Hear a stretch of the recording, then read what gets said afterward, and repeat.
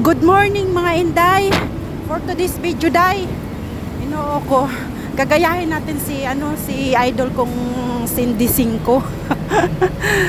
Naglalakad ako ngayon day, hinatid ko yung alaga kong bunso day sa school kasi ang akala ko last day kahapon sa school at ang amo ko nagbigay ng school calendar ay last day kahapon sa school, tapos ngayon yung bus tumawag sa amo ko bakit daw yung alaga ko hindi papasok. Yun, kaya hinatid ko na lang sa school yung alaga ko. Ayan day, Ginoo ko, napakahirap pag ganiring ang amo mo'y napaka-busy. Ikaw ang hindi mo alam, hindi nalimutan din niyang sabihin sa akin na may pasok pa ngayon. Kaya ayun, kumain pa sila ng kasi nanonood sila ng TV kaaga-aga, nanonood yung mga alaga ko ng TV. Ay, napakahirap ng ganitong pero maganda na nakakapaglakad ako. Grabe ang init day. Ang init dito day sa Hong Kong ngayon day, mga Inday. Grabing init. Kaya hingak ako day sa paglakad day.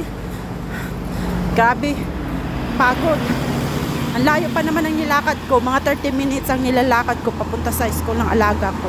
So back and forth ay mga 1 hour akong naglalakad papunta dito. Ay, ang hirap.